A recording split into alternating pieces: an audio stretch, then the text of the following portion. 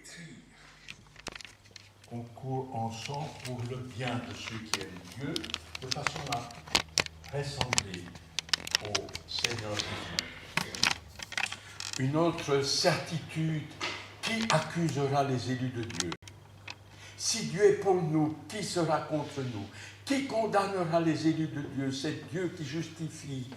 Christ est mort, bien plus il est ressuscité. Une autre certitude, qui nous séparera de l'amour de Christ? Qui nous séparera de l'amour de Dieu? Nous sommes plus que vainqueurs en celui qui nous fortifie. Et l'apôtre dit, j'ai l'assurance que rien ne peut nous séparer de l'amour de Dieu. Et le contexte de cette assurance, c'est la mort, ce sont les tribulations, c'est l'angoisse. Vous lirez cela à la fin du chapitre 8 de Romains. Et je terminais en disant que nous devons constamment nous rappeler ces promesses, nous en nourrir, afin que l'arrosoir de nos cœurs soit plein de ces promesses. Et comme selon le Seigneur Jésus pouvait le dire, afin que des fleuves d'eau vive coulent de notre sein pour les autres. Nous lisons ensemble ce matin, pour prolonger ce premier volet qui est mon témoignage, et que chacun peut le faire, 2 Corinthiens chapitre 3. 2 Corinthiens chapitre 3, et nous lisons les versets 2 à 6. 2 Corinthiens chapitre 3, 2 à 6. C'est vous, c'est nous, enfants de Dieu. C'est nous qui sommes la lettre écrite dans nos cœurs, connue et lue de tous les hommes. Vous êtes manifestement une lettre de Christ, écrite par notre ministère, non avec de l'encre, mais avec l'Esprit du Dieu vivant, non sur des tables de pierre, mais sur des tables de chair, c'est-à-dire sur votre cœur. Cette assurance-là, nous l'avons par Christ auprès de vous. Ce n'est pas à dire que nous soyons par nous-mêmes capables de concevoir quelque chose comme venant de nous-mêmes. Notre capacité, au contraire, vient de Dieu. Dieu, nous a rendus capables d'être ministres d'une nouvelle alliance, non de la lettre, mais de l'esprit, car la lettre tue et l'esprit vivifie. Un dernier verset, toujours dans ce chapitre, juste à la fin, et au verset 17, le Seigneur, c'est l'esprit. Et là où est l'Esprit du Seigneur, là est la liberté. Nous tous, dont le visage découvert reflète la gloire du Seigneur, nous sommes transformés en la même image de gloire en gloire par l'Esprit du Seigneur. Nous allons prier. Seigneur, tu veux m'instruire moi d'abord, pour que, au travers de ma bouche, c'est toi qui viennes parler à nos cœurs, pour les transformer, pour les rendre semblables à ton Fils bien-aimé, et de la manière dont il s'est comporté sur cette terre, apprendre de lui, parce qu'il est doux et humble de cœur, afin que ceux qui nous voient vivre dans ce monde puissent voir Jésus vivre en chacun de nous. Fais-nous du bien pendant ce moment. Ouvre nos cœurs à ta parole, que celle-ci fasse autorité et écarte de nos esprits tout ce qui pourrait nous distraire, afin que ta voix seule se fasse entendre. Merci pour ta grâce à notre égard. Amen. Quelle belle mission le Seigneur Jésus me confie à chacun de nous. Porter dans le monde malades, pervers, corrompus, les certitudes, les promesses de sa parole. La foi, l'espérance, l'amour qui demeure doivent arroser ce monde. Il faut qu'il voie cette grâce et cette paix au travers de nous. Nous sommes bien-aimés, devenus l'être de Christ. Elle a été écrite dans nos cœurs lorsque nous sommes venus dans la repentance au pied de la croix. Le Saint-Esprit a écrit Christ sur nos cœurs. C'est caché. Il y a une œuvre cachée dans nos cœurs par le Saint-Esprit. Mais il réclame que ce qui est caché soit manifesté à la vue de ce monde. Cette lettre cachée dans nos cœurs doit être lue, doit être vue par nos paroles, mais aussi par nos actes. Comme nous l'avons lu, une lettre connue et lue de tous les hommes. Bien-aimés, le monde a besoin d'entendre et de voir l'amour de Dieu. Elle a besoin de voir une foi qui est pratique, une foi vivante dans nos vies. Le monde a besoin de voir que nous espérons autre chose que ce que le monde propose. Même quand nous traversons la vallée des larmes, même quand nous pleurons, ils doivent voir qu'au travers de nos larmes, nous ne pleurons pas comme eux, mais que nous pleurons avec les convictions de la parole de Dieu dans nos cœurs. Lettre écrite par le Saint-Esprit. Est-ce que je reflète de manière permanente cet amour de Dieu autour de moi? Est-ce que cet amour, malheureusement, n'est pas trop souvent altéré par les situations que je vis?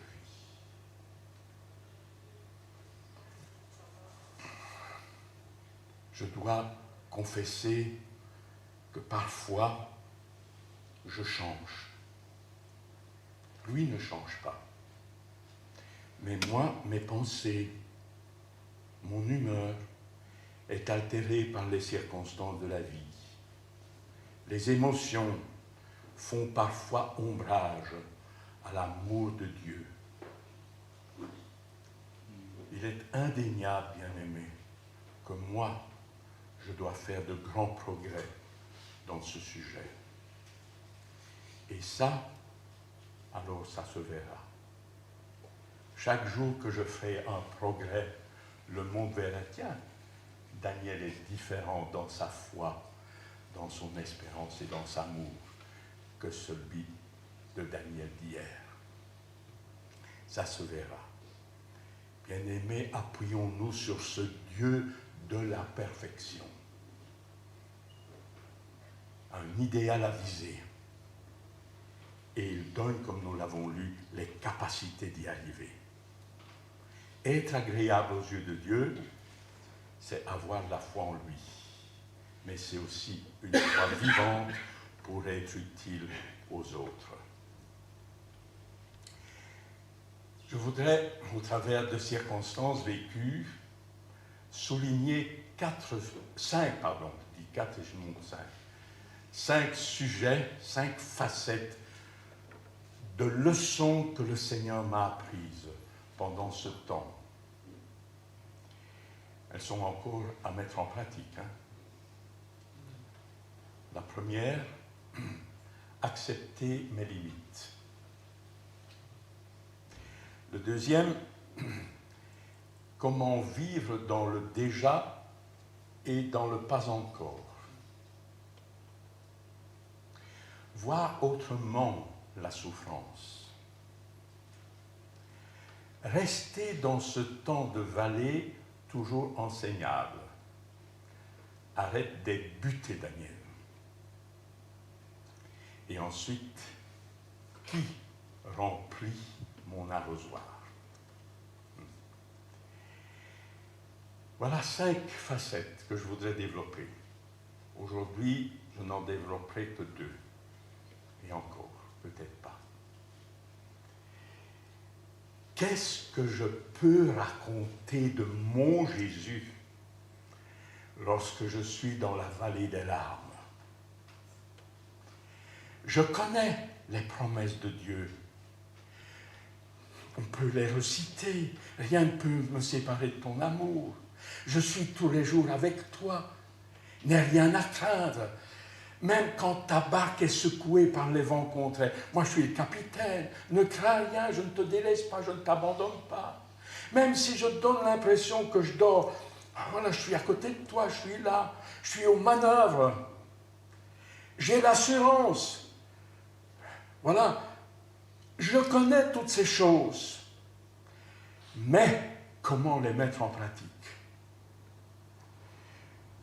Il y a beaucoup de progrès à faire chez moi pour que le monde voie que je suis habité par Jésus, qui ne change pas. Ne l'oublions pas. Un Jésus qui m'habite, qui ne change pas.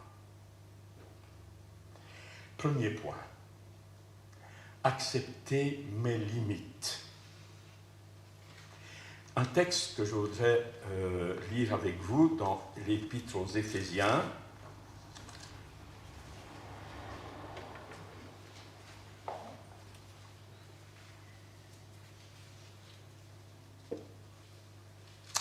Et nous lisons au verset 16.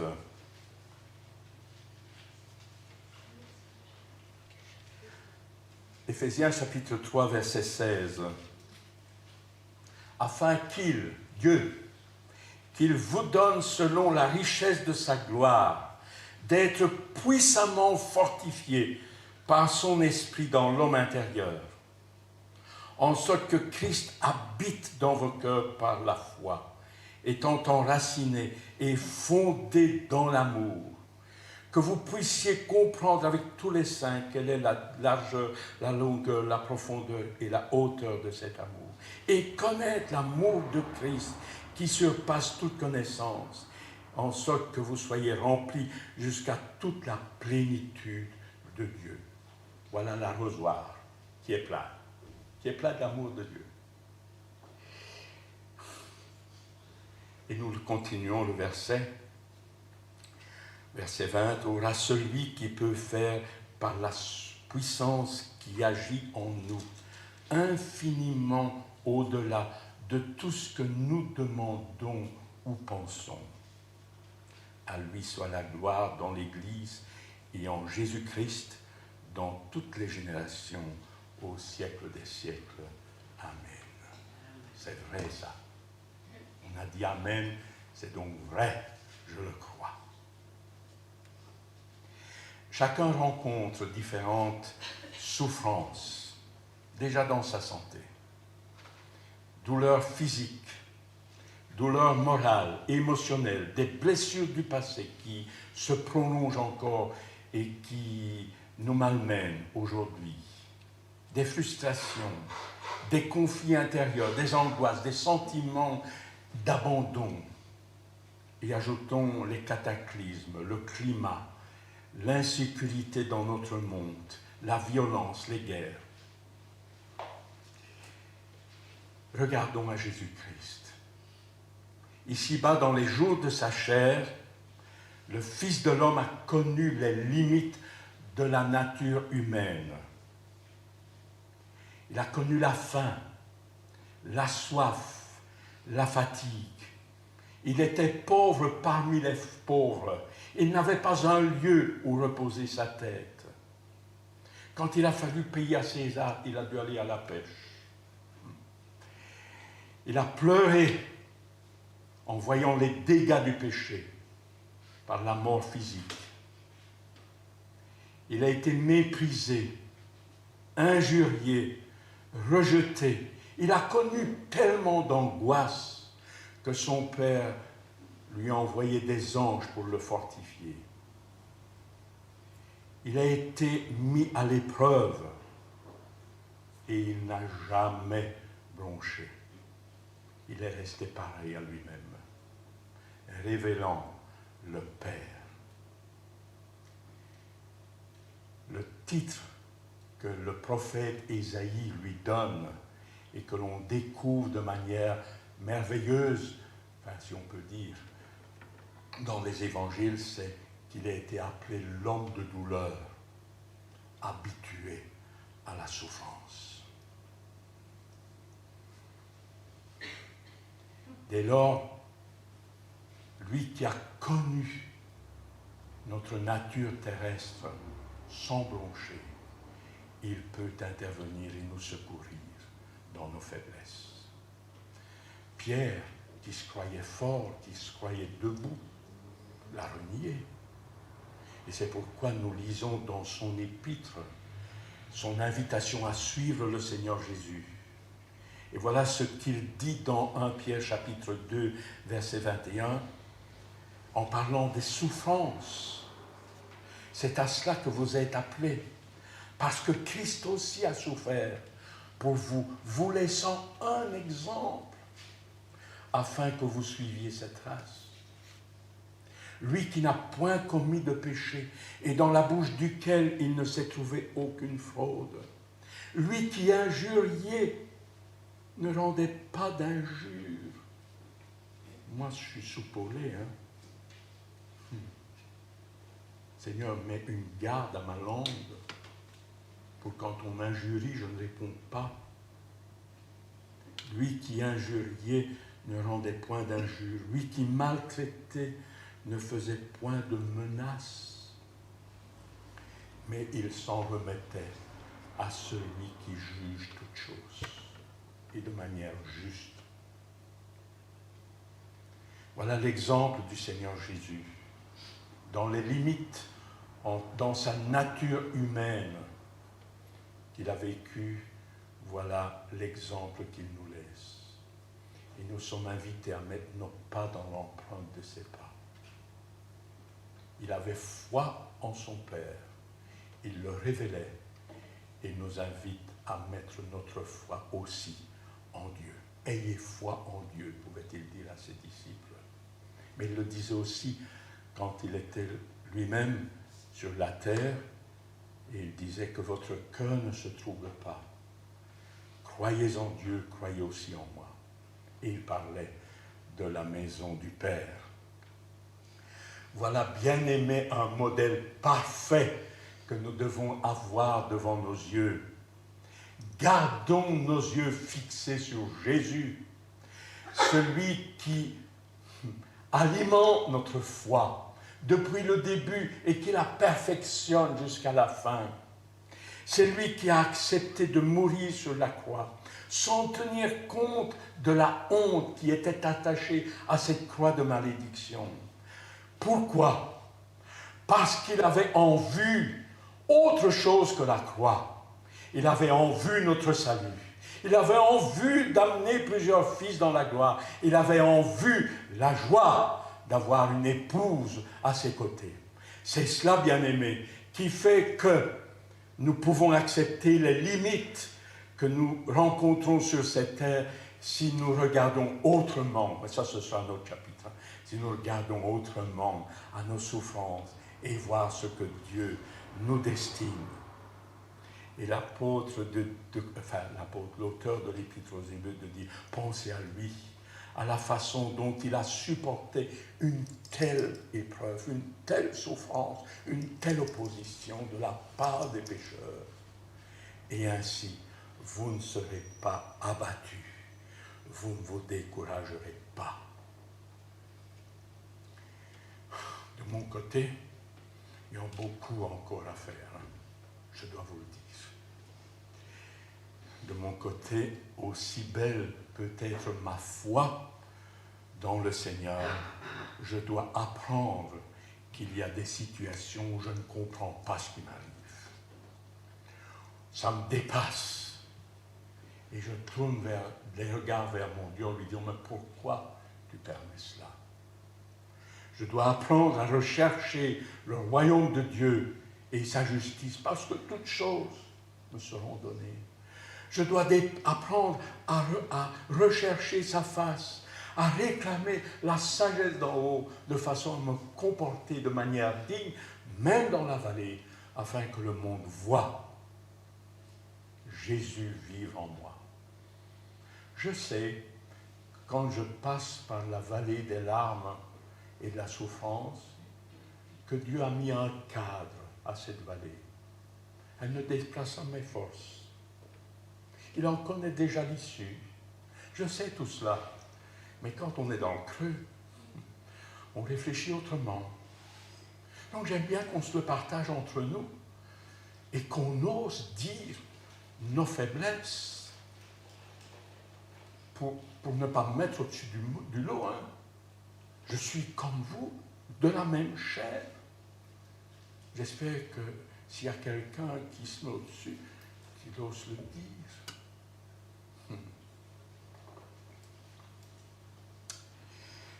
On a souvent entendu les promesses du Dieu vivant. Hein. On les connaît, on se les rappelle chacun à l'autre. Mais dans la réalité de mon cœur, qu'est-ce que je reflète? Qu'est-ce que je raconte de l'histoire de mon Jésus qui m'habite? Quand ai-je, bien-aimé, reconnu sincèrement devant Dieu, Seigneur, je suis incapable.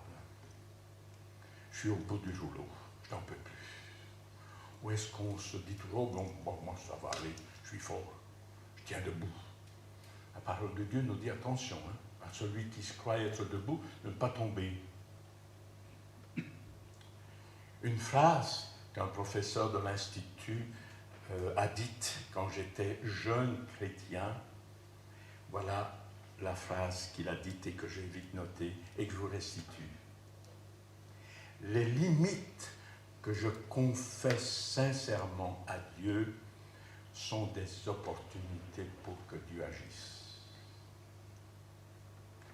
Les limites que je confesse sincèrement à Dieu sont des opportunités pour que Dieu agisse. L'inverse. Ne pas lui avouer mes limites, c'est me faire confiance à moi. Je vais arriver. On verra après pour toi, avec toi. Non. Lui d'abord, et puis moi je suis. Avouer ses limites, c'est lui dire, Seigneur, tu prends le gouvernail. Je te fais confiance. Je te laisse faire. Et c'est alors que dans cette confession, nous découvrirons un Dieu puissant qui agit. Et comme nous l'avons lu et que je relis en conclusion à celui qui peut faire par la puissance qui agit en moi, en nous, infiniment au-delà de tout ce que nous osons demander et penser. Un Dieu puissant dont les limites sont incommensurables. Alors pourquoi ne pas faire confiance à ce Dieu merveilleux à qui revient toute la gloire dans les siècles des siècles? Et quand on lui fait confiance, alors il nous fortifie et dépose sa paix dans nos cœurs. Par lui, je deviens fort et plus que vainqueur. Plus que vainqueur, ça veut dire que je peux traverser cette vallée en glorifiant celui qui habite en moi. Les étudiants savent, et ceux qui sont en deuxième cesse, malheureusement, ils le savent davantage, qu'il faut faire ses preuves. Il y a l'examen. Alors, pas d'épreuve, pas de preuve. Ceci est une vérité, bien sûr, pour les étudiants, mais dans différents corps de métier. Hein. Vous feriez confiance à un plombier pour venir remplacer une tuyauterie d'eau, alors qu'il n'a pas fait ses expériences. Vous feriez confiance à un chirurgien qui vous dit « Ah, je vais être opéré ». Je vais dire « Quels sont tes antécédents ?» Bon, c'est plus ça le premier, quoi. Oui. que de fois j'entends dans ma vie, je suis chrétien, mais je ne suis pas pratiquant. Vous trouvez ça normal? Un chrétien doit faire ses preuves.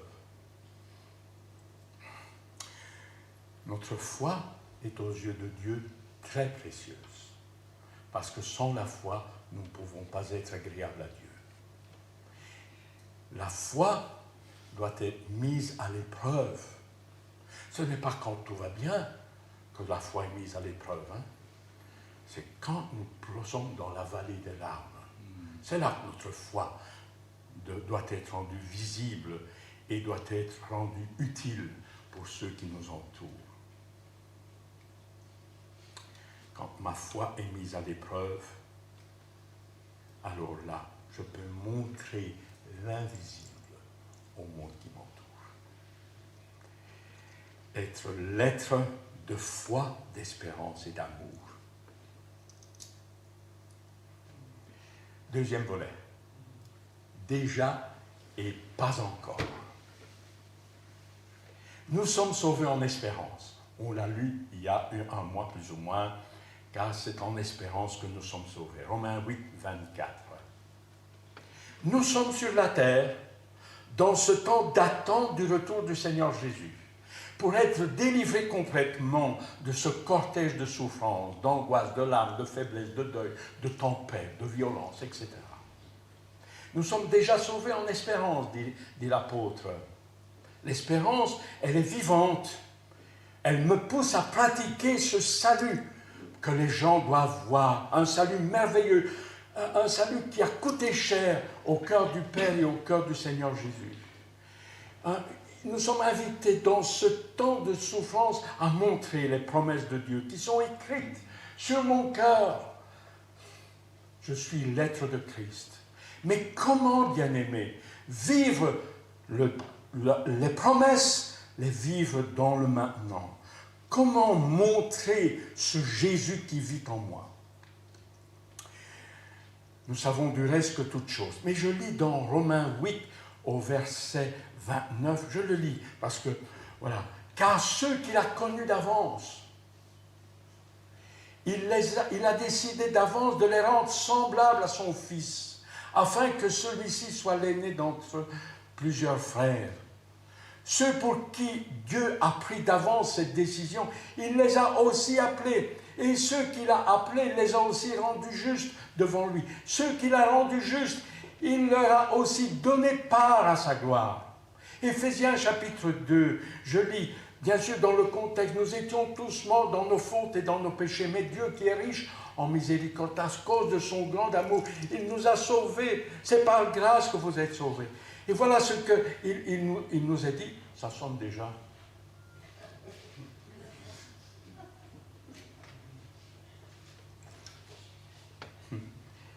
Et voilà ce que Paul dit à des chrétiens d'Éphèse. Il nous a ressuscités ensemble. On est sur la terre. Et Paul dit, nous sommes ressuscités. Et puis il continue dans Éphésiens, nous sommes déjà assis. Oh! Et puis il continue, nous sommes déjà glorifiés. Oh! Ce sont des choses qui me paraissent tellement étonnantes. Mes pieds sont sur la terre, et Paul de dire aux Éphésiens et à moi, aujourd'hui, écoute, tu es déjà ressuscité. Tu es sur la terre, pèlerin, voyageur étranger, ton corps se dégrade, et moi je suis déjà ressuscité, avec tous les croyants. Ils voient déjà plus loin. Nous sommes déjà assis. C'est cela qui doit nous animer. C'est la joie du futur, de ce qui nous attend. Et c'est le Saint-Esprit qui place ses promesses dans nos cœurs et qui les rend vivants. Vous pourriez me dire, mais c'est étonnant ces versets. N'y crois pas trop. Nous sommes conscients que c'est le Saint-Esprit qui a écrit toute la parole de Dieu, y compris au travers de l'apôtre Paul qui dit « Nous sommes déjà ressuscités ». Le Saint-Esprit se serait-il trompé? Le Saint-Esprit se serait-il trompé? Non. Il a dit la vérité. Ce qu'il dit est pour mon instruction.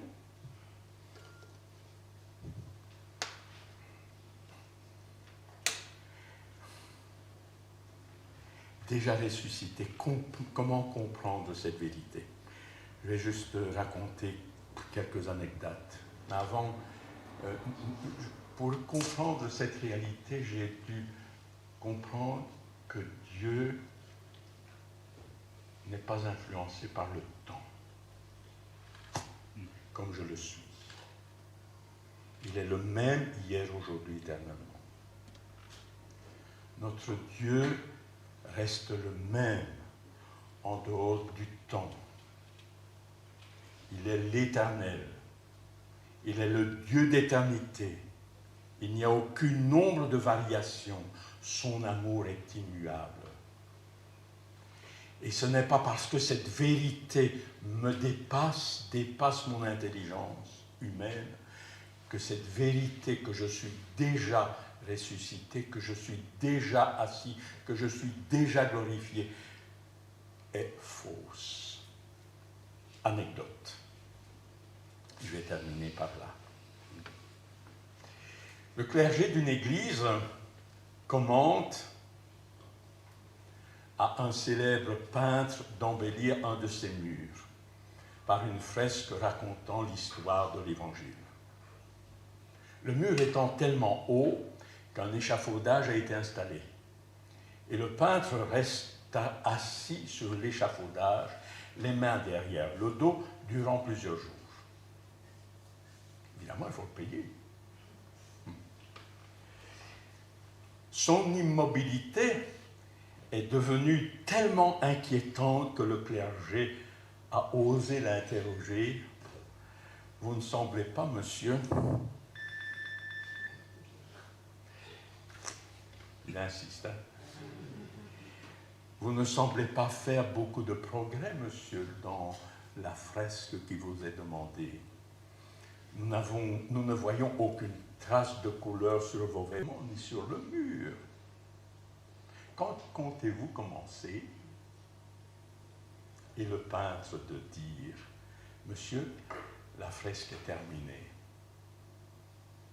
Il suffit de la peindre. » Alors, selon le regard du peintre ou du clergé, on a un aspect différent. Ainsi en est-il de notre pensée par rapport à celle de Dieu. Nous sommes déjà sauvés en espérance. Et si aujourd'hui il patiente, c'est parce qu'il veut que tous les hommes soient sauvés.